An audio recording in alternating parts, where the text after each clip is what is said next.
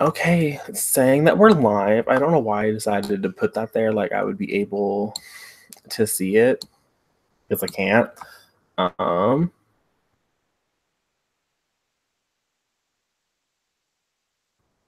We'll see if anybody pops up in the chat. I don't think they will because I've not tweeted anything out. So let me do that. We'll tweet it out. This is gonna be a mess. So anybody watching this back later, you've been forewarned. Like, I don't know why anybody thought that this wouldn't be, but definitely will be. While I'm here, as I'm clicking through things, I decided to do the February wrap. So that's why we're doing it this way. So before actually I get into anything, this is something I wanted to talk about, which is the Michelle Obama booktube sort of kerfuffle that is going on Twitter. First of all, I don't actually care. If I'm being completely honest, like there's a very small part of me that is like invested, fucking tiny. And my major issue is really the fact that it's not even that it's a bunch of white passing booktubers that were asked to do this, because I mean, of course that's who was asked to do this. My main issue is really that, like, because in my mind, I honestly cannot be like, you know what, y'all should have turned that down. But I just think the way that this whole thing is organized is weird to me. Now, I haven't looked into specifics, but the idea that you're going to get from Twitter to Alabama, like, that literally could have been anybody. I think this is going to be a series. It's not just going to be Michelle Obama. It's my understanding that there will be other authors. Like, again, though, I have not looked into this. Like, feel free later on to like drag me for this, but it's just like at that point Michelle Obama or the author is clearly the draw. So the idea that you need to have like a massive fan base in order to do that, like that just seems weird to me. Like that doesn't seem. Let's look at my notes. I did try to strip some things out so I could be on goal. Oh, also, I think that it's important to recognize that big booktubers do not utilize booktube the same way that I do or other people who have smaller channels do. When it's no longer a hobby for you and like this is almost like your job, like it's very different. And so I can understand from their perspective, not even like why they wouldn't turn it down, but even like sort of why they were asked, but also like in particular instance, like it doesn't feel any different than if Michelle Obama was at a book signing and someone on Twitter had a question form for that kind of an interaction. But whatever. I also am just annoyed that it just perpetuates this idea of white and white passing faces being the face of the booktube community.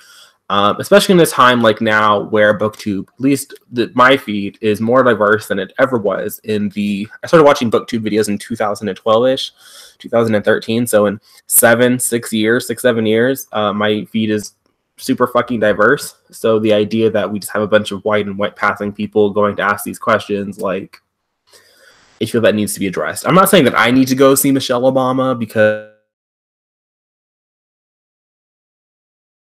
a bit substantial platforms, they could have been asked. Just saying.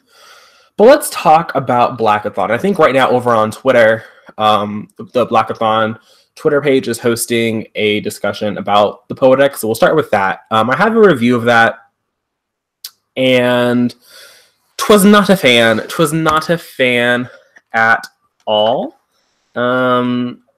What am I going to say? I don't want to say at all. That's a lie. I was sort of a fan. Like, it wasn't as terrible as I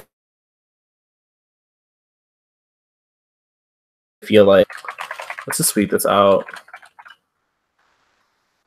Actually, we're not gonna tweet this out because it's just not that important to me. We're just gonna sit here and ramble by myself. I don't want to save anything. Why are you asking? There we go. I don't know what that was all about. Let's just throw that over here. Anyway, so the Poet X, I was not a fan. I have a review of that. I'll link it down below when the stream is over because I'm too busy. I'm too lazy to do that right now. Let's just get the keyboard out of the way. Was not a fan of the Poet X. Then I read Loving versus Virginia by Patricia Hubery Powell. This is also told in verse. I was also not a fan of this one. I don't have that down below at some point. My issue with that one was it was really boring. It was told in verse, but it was really boring, and it was like a sort of a nonfiction, sort of a not nonfiction. It was just it didn't feel like it needed to be in a book, and that's really all it was. Like, I didn't feel like I needed that book, at least not told in the format and the way that it was. Then for the Blackathon, the next book I read was The Sun Is Also a Star by Nicola Yoon. I have a review of this one. I think it's up on a computer. We do not live in the middle of nowhere. You think I would remember what I've uploaded and what I haven't, but pretty sure, yeah, this one is up. It's my most recent video, so if you haven't checked it out, you can go check it out. I do recommend it. I did have an issue with the main love interest, and I was not a fan of the time crunch, and that's really, oh, it's too far, it's way over there. But over there, I have They Both Die at the End, which also has a time crunch, and I thought that was more organic than the time crunch, and this one is also a star, and it didn't work for me. But individually, Natasha and Daniel are some of my favorite characters that I read this month. It was just their story and how that story ended. I was not a fan of. And then the last book that I completed for the Blackathon was On the Come Up by Angie Thomas. This was hands down my favorite Blackathon read. I loved it. I love On the Come Up more than The Hate U Give, if only because On the Come Up has my main person that I care about in life. Can I just 1 second? We're gonna dip out of frame because I need to. There we go. It has my main favorite person, Sunny. Sunny is my favorite character in On the Come Up. He is the best part of On the Come Up, and so I appreciate. That's actually, I don't know why this is tilted up. We can tilt it down. You can see the mess of the shelf. I love Sunny, so I appreciated him the most. I just made my heart. He wasn't an important part. It was good, AG. It was good. It was my favorite. It's better than The Hate U Give, and it's also not as intense as The Hate U Give. At least I didn't think it was. I guess some people, they might have thought differently. I don't know. But I do have a review of that one. I just haven't edited it yet. So when I'm no longer being lazy, there will be a concise video. And only one of them, I think, was bad. The other two, take it back. One, I think, was good. And the other two, I think, are bad. But only one of those two, I think, is not worth anybody's time. So then I tried to read A Blade So Black by L.L. McKinney. And it was good, but it was due back at the library, so I returned it. And then I was salty because I went into the library the next day, and there was just a shelf, like, it was just sitting on a shelf. And I was like, I couldn't renew it, but it's legit. So at some point, I probably will pick that one back up because I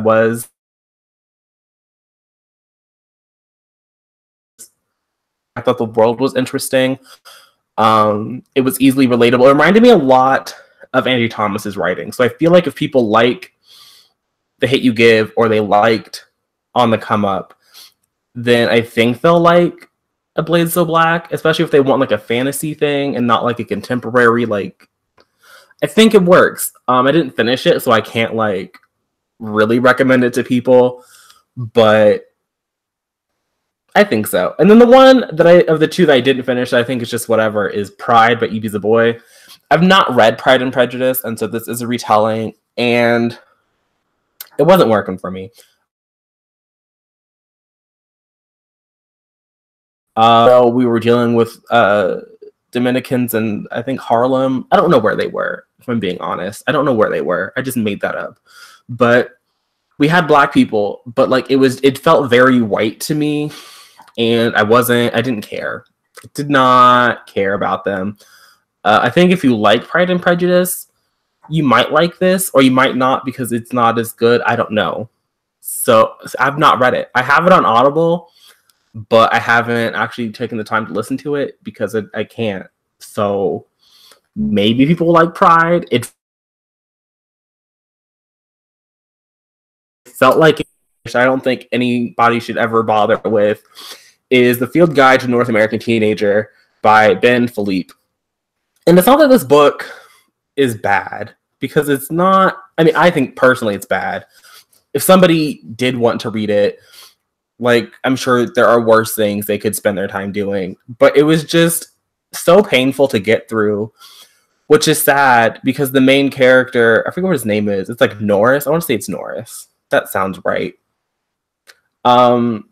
He spends a lot of the time complaining, and his complaints, salty person. It is a little bit hypocritical for me to be like, they shouldn't complain. But it was just like, that was the only tone, like the only tone. And I get it, like, you know, he's from Canada, he has to move to Texas. But like, it also just, all of it felt very stereotypical. I did not care. And I feel bad criticizing it because Ben, the author, is a black Canadian who like lived in Texas for a while. So I feel like he's drawing from like life experiences, even though I think when he was in Texas, he was older than the main character was. But it just, nope, you're right. The blurb describes it as like him having learned American culture from sitcoms, which, like, fine, like that's a tropey thing, but like, you know what, I'll go with it. But then when we get into the text, none of the shows he mentions are A, even current, like they're all old as fuck, and then B, like none of them are sitcoms. They're all like hour-long teen dramas. So when he was really confused about the Texas high school situation, I was like, didn't you watch Friday Night Lights? Like, if any American teen drama is going to prepare you for Texas, I would think it's Friday Night Lights. I've never watched it, but if I was going to live in Texas,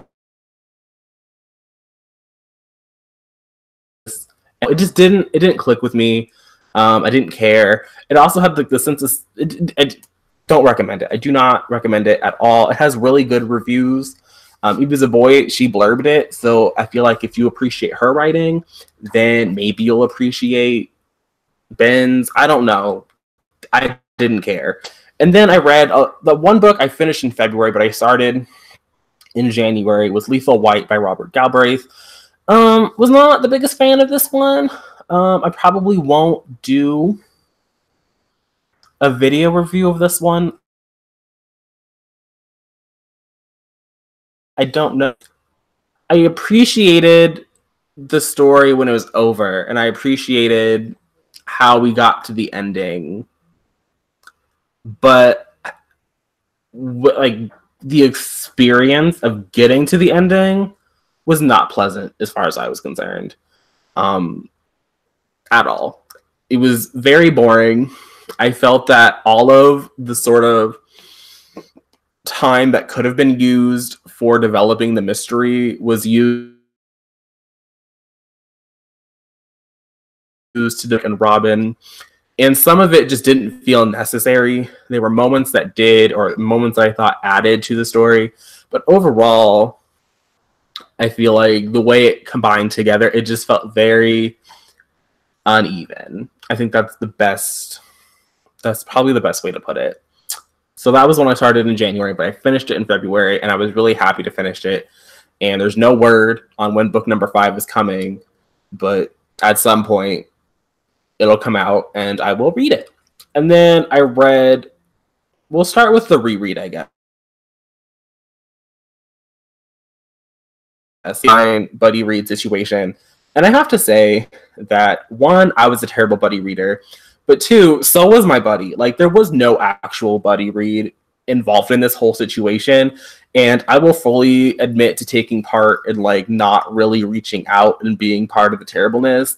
But they didn't reach out either. So I reread this book by myself pretty much. And I was kind of salty about it. But you know what? It is what it is. I've learned that, maybe some buddy reading just isn't for Monty. And I can take that and I can grow. So I reread it. My thoughts didn't really change. I understood the third act a little bit better. I read it over 3 days instead of over 2 days. But my overall impression of the book is I still don't really care about it. Then I guess we'll go to the novels and then finish up with the graphic novels. So after I read The Wicked King, the next novel I read was Dragon Pearl by Yoon Ha Lee, which I also have a video review of that I just need to edit so I can upload it. And this is a Korean sci-fi fantasy situation that is under the Rick Riordan Presents banner. I picked it up partially because of that and partially because I want to continue to read books written by Asian authors. It was his first middle grade, and I think it was a resounding success. Like I said, you have a review of it, so I won't go too far into it here, but it combines Korean mythology with sci-fi and fantasy in a far-flung planet situation, I think, really beautifully. None of the magic comes across as like science he doesn't want to explain. All of the science comes across as like very easy to understand. I mean, it is middle grade, but none of it ever feels dumbed down from like an adult audience, and so I appreciated that. So if you're looking for some middle grade, easy to read sci-fi fantasy featuring some Korean characters,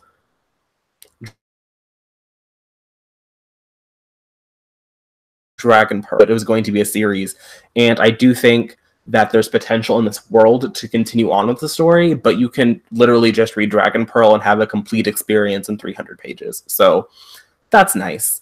The next novel I read was also middle grade. All of the novels I read this month were in middle grade. I mean, that weren't like part of the Blackathon. Interesting. I read Into the Wild, which is the first book in the Warriors series by Aaron Hunter. This is the first set series, like the first 6 books. I read the first book, and I loved it. I'm not going to go into it. It's about cats, their civilization. There's some drama, some happenings. I recommend it. I only picked it up again because Joe from Avalon, and it's middle grade, so I knew I could get through it.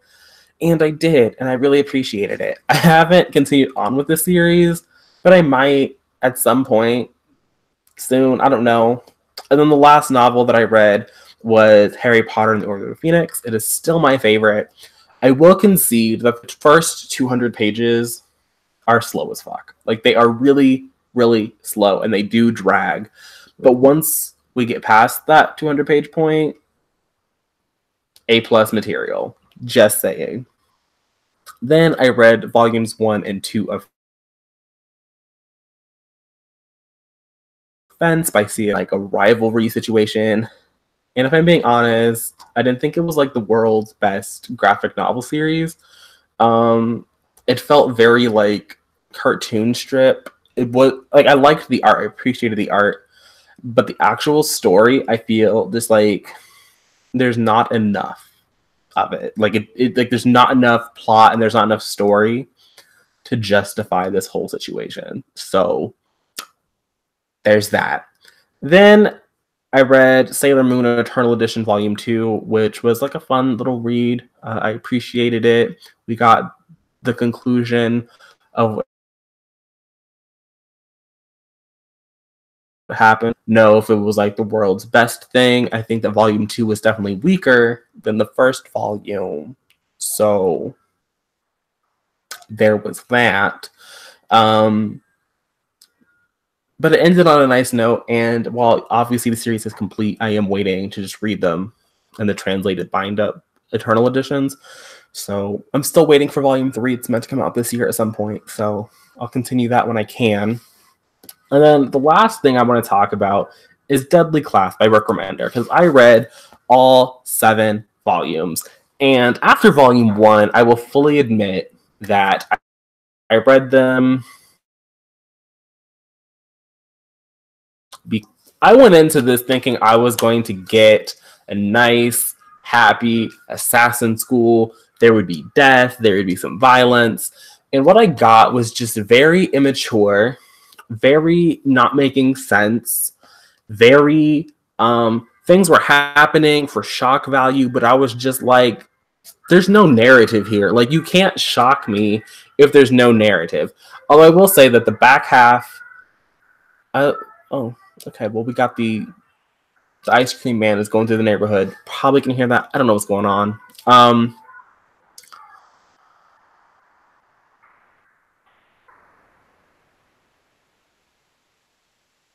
really, when there was a thing, I'm not going to go into spoilers here, but there was a thing that happened in like the 4th volume where I was like, no, it was the 5th volume. It happened at the end of the 4th volume, and then I was still like, what is going on here? And then halfway through the 5th volume, I was just kind of like, for 400 pages, like, what was happening had a completely other separate reason for why that was happening that we did not find out about until halfway through volume 5, and it didn't work as a reveal for me.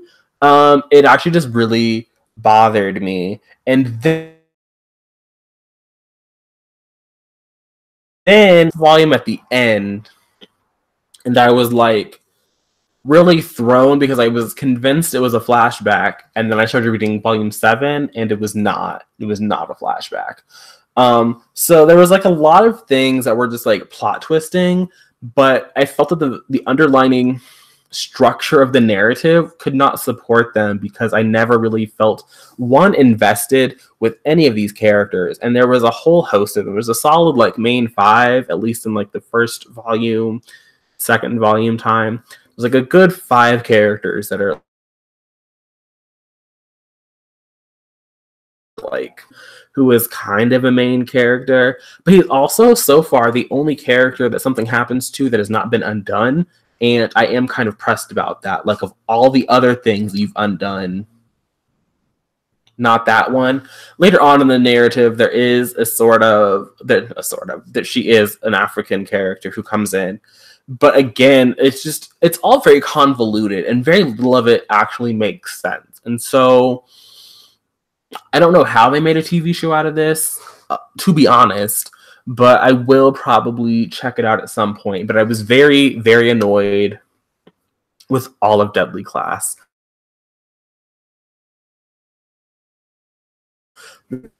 And that does make me sad.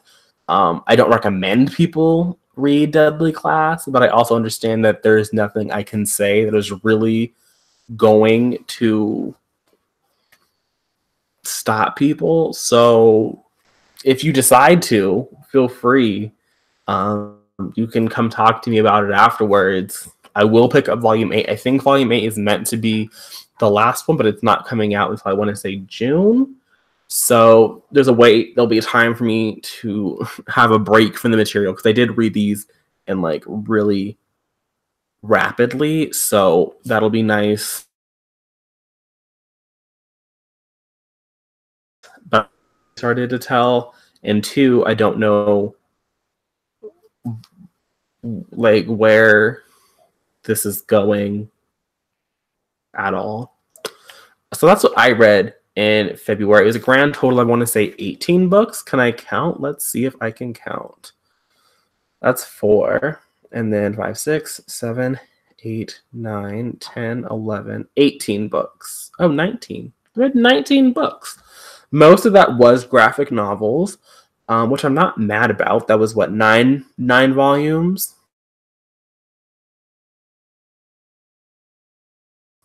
10, collections, which is over half, but I'm okay with that. So that was 10 graphic novels, 3 middle grade, and then 4 young adult and 1 adult. I'm okay with that breakdown. Going into March, you can see this is my first one. I've started it already. It's Pride Over the Orange Tree by Samantha Shannon, and then everything that Cassandra Clare has written. So I have all of the Mortal Instruments, all the Dark Artifices, and all of the Infernal Devices. And then along with that, Melt of the Ennies Book Club is doing Last Call at the Nightshade Lounge by Paul Kruger. And I picked G and Magic. So I figured that it wouldn't hurt just to have it in case I decide to, but I probably will not be sticking with the reading schedule. This is one I've had on hold since I saw the cover, and that was The Music of What Happened. Can I talk? I cannot talk. The Music of What Happens by Bill Koningsberg.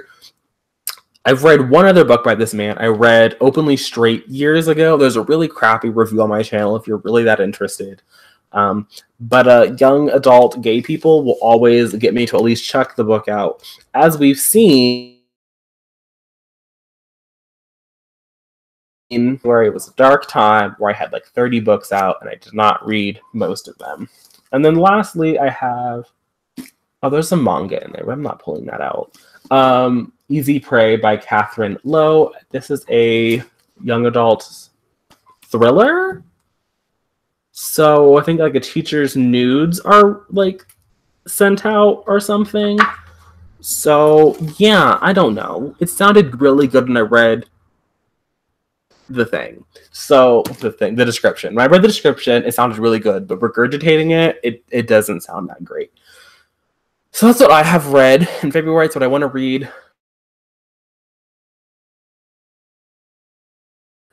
Like desire, or not desire, but like I don't think I'm gonna get to everything. But we're just gonna see what I do get through. And maybe I'll do another live at the end of March. Maybe this will be the thing. I don't know. I liked it. Thanks. Shout out to AG for showing up. But I think that's all I really have to say. So we're just gonna go. Bye.